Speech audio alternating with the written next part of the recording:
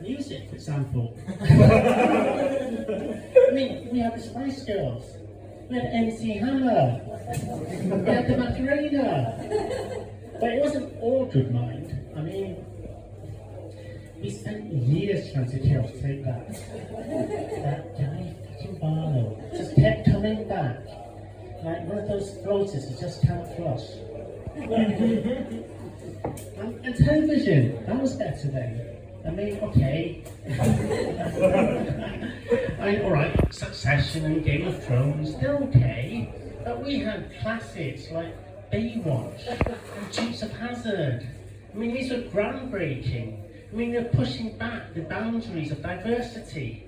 Just had blondes and brunettes. I mean, no gingers. No, that's a step too far, because we assumed they'd all be wiped out by now. Eradicated by global warming. We just leave them out in the sun for a bit. They won't last long. And because we had global warming dust. I mean, we just wanted to raise the temperature a couple of degrees, give us a nice Mediterranean climate. So we can all sit on the Costa Margate and sip a couple of glasses of chilled Chateau Croydon. And all we had to do was just use a different plastic bag every time we went shopping. It's brilliant. Until the millennials. They came along, they weren't having any of it, started whinging about the ice caps and the polar bears. They all got rebranded as climate change instead. So we ended up with monsoon season in May, 50 Shades of Grey in June, and the ginger genocide got postponed for now.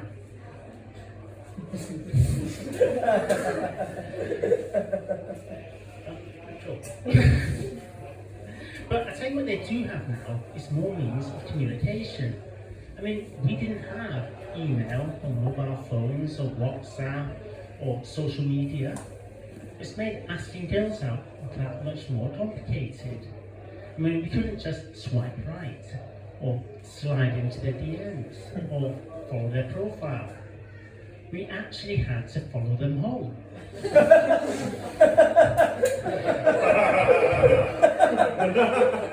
Which was great for getting your steps in. Not that we were counting those in those days, or the number of bodies, fortunately. But even though we had less forms of communication, the ones we did have were much more meaningful. I mean, I remember back in the 90s, I went to a lad's holiday to Spain and I met a girl.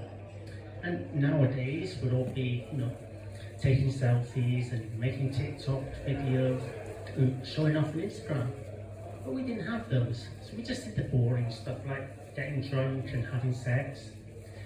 And at the end of the holiday, she wanted to stay in touch. But she lived miles away. So she wrote letters. Pages and pages of them. And turns out she was a bit of a romantic. I'll give you an example.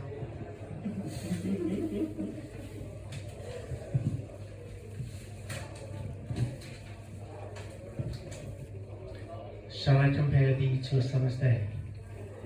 Thou art as cheeky as the Nandos in the mall, and I would shag you 8 times a day, for my lust burns hotter than the chicken fowl. And this would go on for pages and pages. I had 8 of these in the first week alone. I started to feel quite bad. So I got her a postcard. And I sent her a response. I said, "Leaks lost, shit week."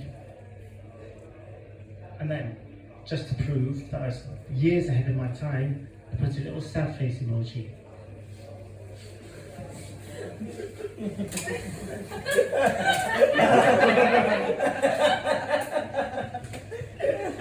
Anyway, she was undeterred by this, and she kept writing, keeping the Shakespeare theme. Duncan, that's not right. Wherefore art thou, Duncan? You robbed my world like a Jaeger bomb, and leave me as breathless as my asthmatic now. While my desire for you burns hotter than the innards of a pie from Mucky D's. Do you feel the same, my love? And this struck quite a chord with me. So I sent her another postcard, but a bit more detail this time. A burning, tingling sensation? Sounds familiar. Maybe the antibiotics didn't work after all. You might want to check with a doctor. And then there's a pause for a few days. I didn't hear anything from her. And then finally, I got a letter from her. But the tone had changed a bit. Got a bit more Dickens. It was the best of times, it was the worst of times. We danced in the clubs, we got shit-faced on Sambuca. We frolicked in the surf. We lacked any protection. I gave you my heart. You gave me chlamydia.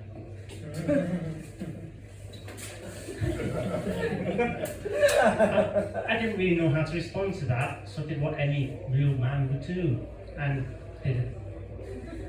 And I never heard from her again. I sometimes wonder what happened to her. Just after all, she was ginger. Thank you.